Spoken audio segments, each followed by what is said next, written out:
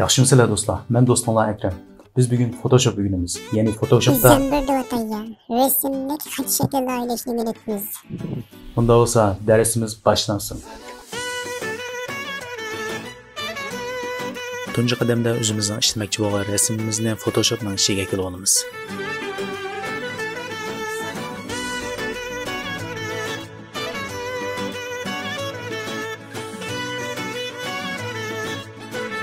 Photoshopning ishiga ega bo'lgandan keyin sol taraf qurollar qismidan kesish qurolini tanlaymiz va ustidagi Select Subject deganni tanlab olamiz.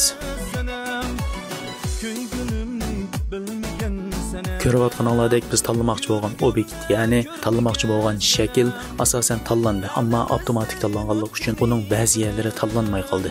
Buning uchun biz kesish qurolimiz orqali tanlanmagan qismlarni kesib olamiz.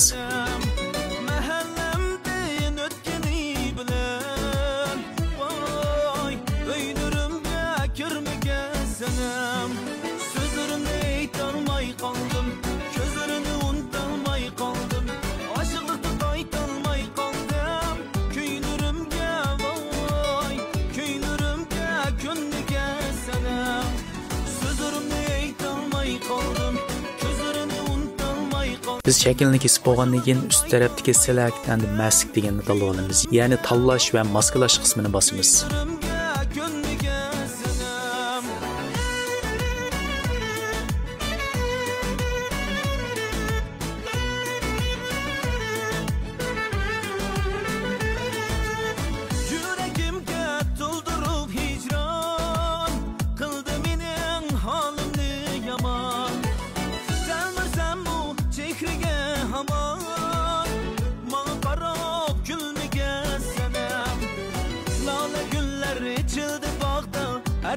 O'ng tarafda ochilgan ko'znakdan kesilgan shaklimizni tanishib olgandan keyin ost tarafdagi Selection'ni bosamiz va ochilgan ko'znakdan New Layer with Layer Mask deganni tanlab olamiz.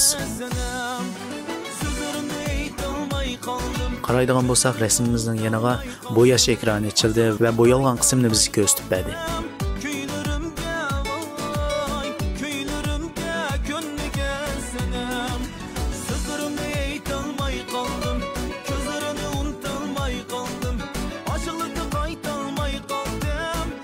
Hamda biz rasmimizni tanlab olgandan keyin Ctrl J ni bosish orqali buni ko'paytirib olamiz. Mouse'imizning o'ng tarafini bosish orqali ochilgan ko'znakdan Convert to Smart Object degan tanlab olamiz. Hamda navbatda sol tarafdagi qurollar qismidan xat yozish qurolimizni tanlaymiz.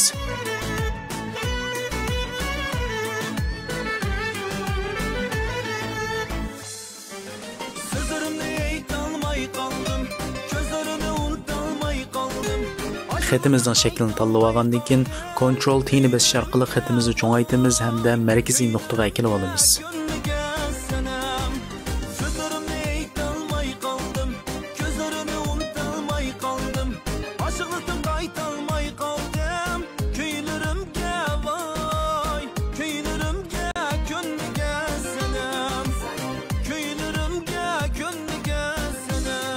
Ostidagi rasmimizni xatning ustiga olamiz.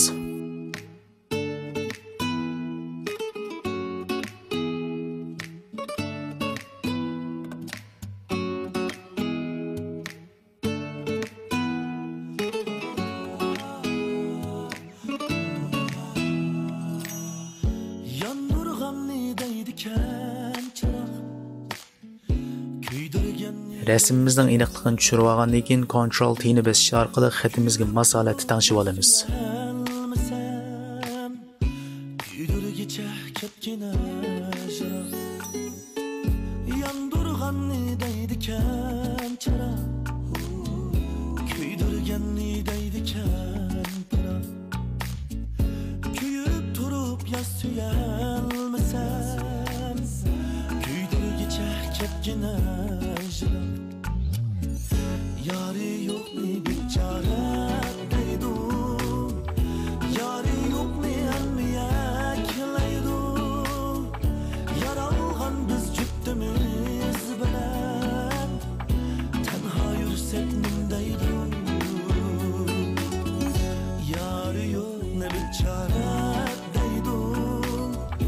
Yari yok ne emmiye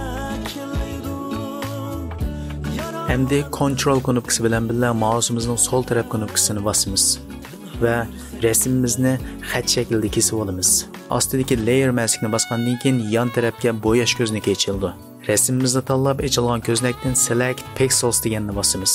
Ko'rganinglardek rasmimiz kesildi, ammo rasmimiz to'liq holatda emas. Buning uchun so'l tarafdagi qurollar qismidan bo'ya qalamimizni tanlab olamiz va rasmimizning yandagi bo'yash ko'znagini tanlab etgandan keyin bo'yashni boshlasak bo'ladi.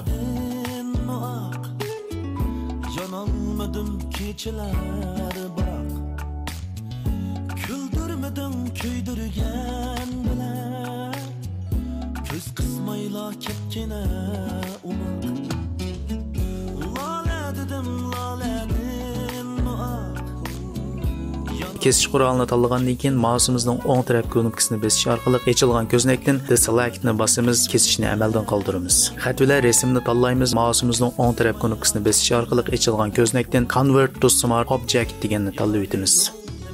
Rasmni qo'shgandan keyin ochilgan ko'znakdan eng ostidagi Drop Shadow deganni tanlaymiz va yon tarafdagi tangshaklarni tangshib etsak bo'ladi.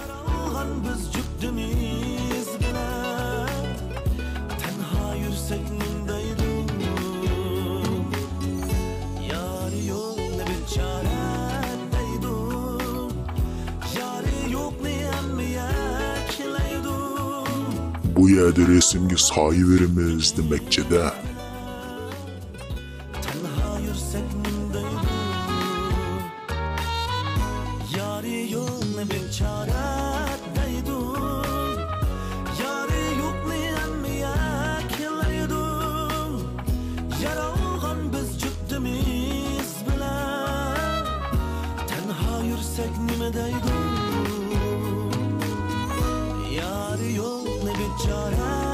Control T'ni bosish orqali rasmimizni markaz nuqtaga kelib olamiz.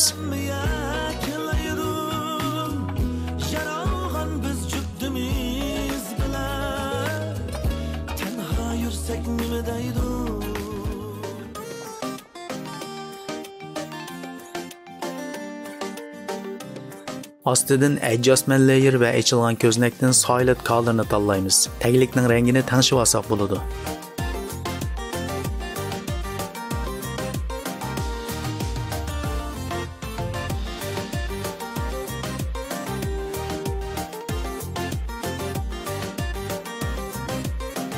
Eng ustidagi xat bilan rasmning gruppalashtirilgan shaklini tanlab olgandan keyin mousening o'ng tarafini bosish orqali ochilgan ko'znakdan Convert to Smart Object deganni tanlab olamiz. Eng oxirida ostidagi Adjustment Layer'ni tanlaymiz, ochilgan ko'znakdan rang tanishib olsak bo'ladi.